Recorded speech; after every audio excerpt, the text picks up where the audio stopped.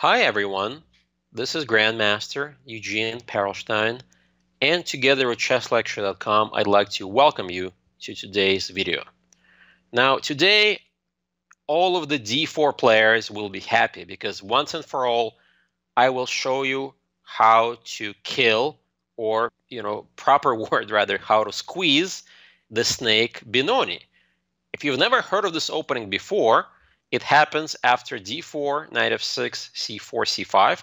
This is the regular Benoni move order, e6, knight c3, takes, and now, rather than fanchetoing the bishop with g6, which is called the normal Benoni or the modern Benoni, however you want to call it, black plays this weird-looking move, bishop to d6. Why is this called Snake Benoni? Because the bishop is like a snake, wants to get where d6, c7, a5, eventually apply pressure on the knight, maybe play d6, and just get some rapid queenside counterplay. Well, this opening, honestly, guys, is simply bad. And why is it bad? Is because white has this very powerful positional idea that I want you to learn and remember for the rest of your life. When black executes this plan, and none other than Alexander Khalifman, who is actually, you can say, FIDE world chess champion. He wasn't world chess champion like a real one. He didn't beat anyone in the match, but he won fair and square this FIDE knockout tournament back in the day in Las Vegas. I believe it was 1997. After the move g3, bishop c7, the key positional idea, guys, is to not allow black to play d6. If black plays d6, he does have a chance at a decent game, and bishop a5. White drives a wedge through black's position with d6 exclam. At first, this looks like this pawn is too far into the enemy territory. It may get weak. But guys, in chess, coordination of the pieces is most important. And with this pawn on d6, black is really lacking the coordination of the pieces. And his pieces are kind of squeezed because they have no space. So bishop a5, you kind of help black if you think about it, but who cares? Bishop g2, h6 stopping bishop g5. Okay, normal move. White develops. I kind of like the knight going to h3. You could also play knight f3 because I really play against the bishop on c8.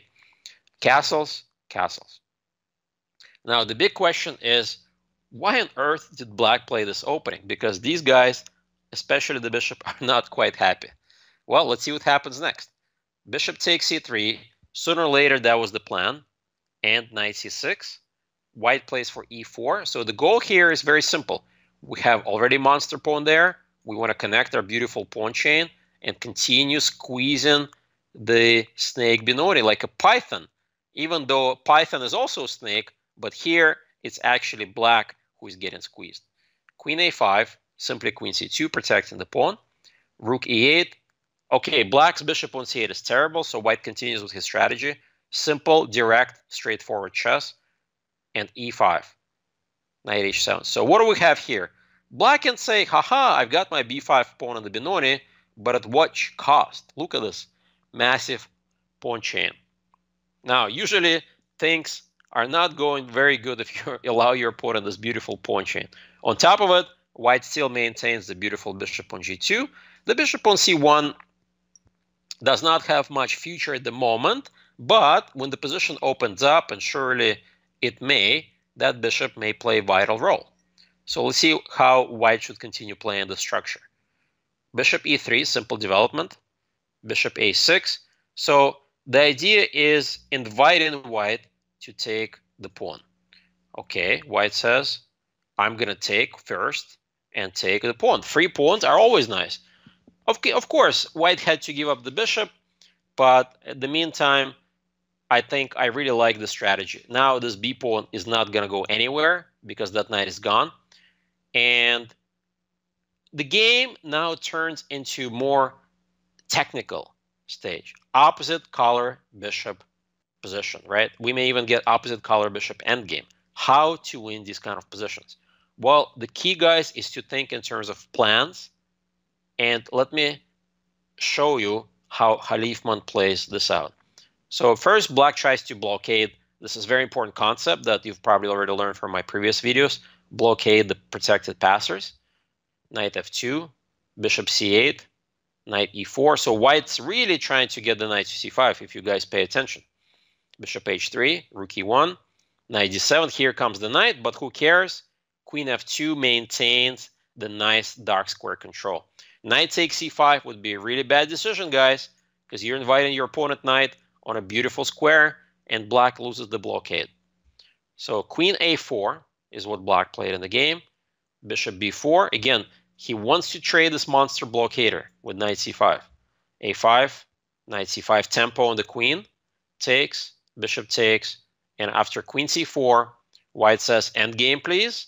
And black says, sure, I don't really have any objections at this point.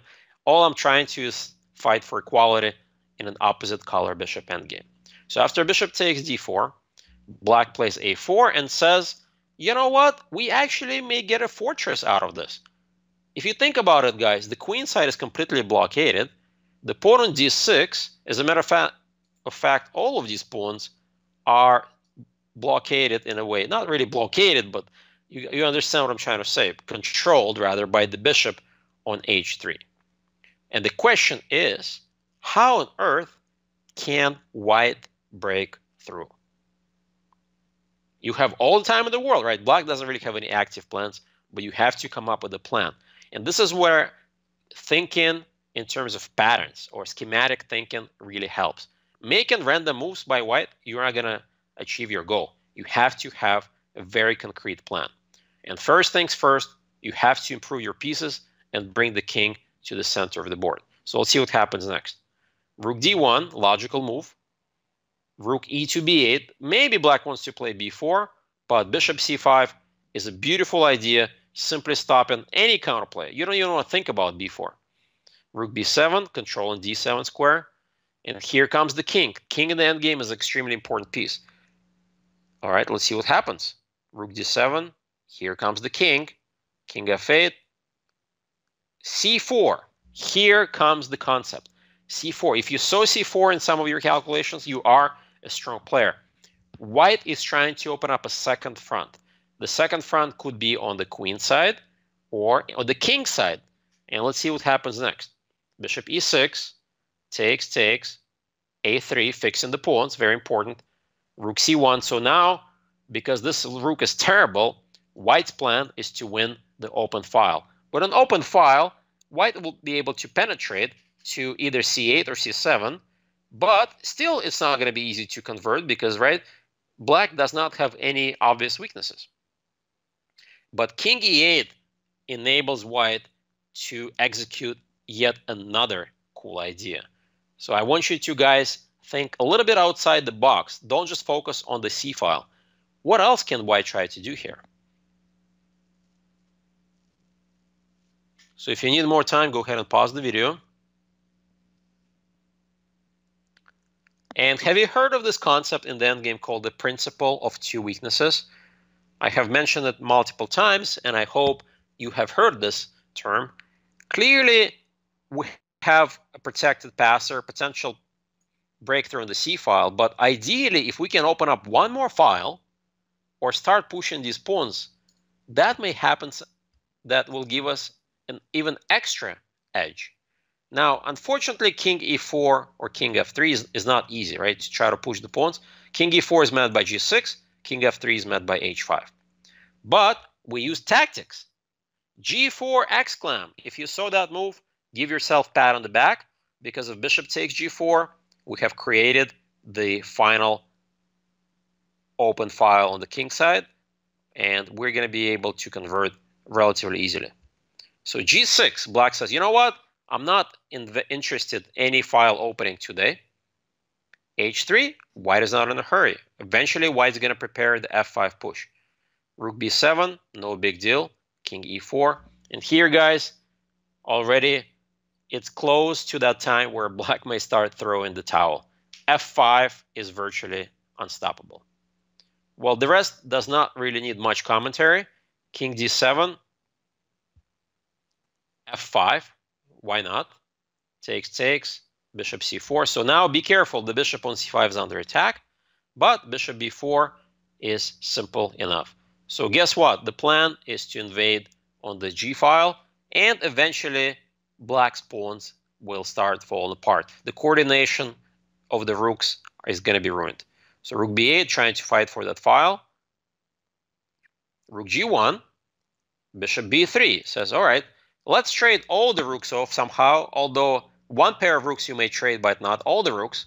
There is no chance. e6. Wow, what a beautiful breakthrough. I love this move. And now, of course, the rook comes in, at even the cost of the pawn. Now the king is in the maiden net. And here, guys, bad things are happening to black. Bishop a5 check, and he simply resigns. Because what's going to happen after this? Well, if you want to insert rook takes c8 intermezzo, you could, or you can win right away with d7. Both of these moves, game over. So what I really like about this game, well, obviously how the Snake Benoni got completely squeezed with this beautiful move d6. That pawn is like a wedge in black's position. The rest of white's strategy was very straightforward, and black did put up some resistance by sacrificing that pawn, but ultimately endgame strategy prevailed. How white slowly, methodically built up the position, was fighting on the queen side. Black tried to bring the king over to help on the c file, and then at the right moment, white seized the opportunity and broke through on the king side. From that point on, you don't even need to be GM to finish off the game in style. So you may say, all right, this was just a strong GM beating up a low-rated player. I don't remember if low-rated player was 23 or 2400. Still not super low-rated, but nevertheless, I think it's fundamental knowledge, right? Have you ever seen Carlsen play the Snake Benoni, or Ronin, any of these other players? Probably not, or Anand, right, or Kramnik.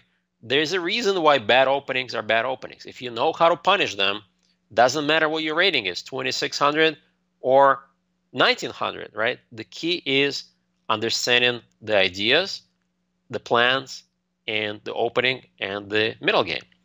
So I hope you will apply this lesson, especially if you are d4 players, to your own games. And remember, always drive that wedge into your opponent's forces when you can. Go for total domination. You know, make sure there's no harmony in black's pieces, and then play straightforward chess to reap the benefits. Thank you very much. This was Grandmaster Eugene Perelshteyn for chesslecture.com. Goodbye.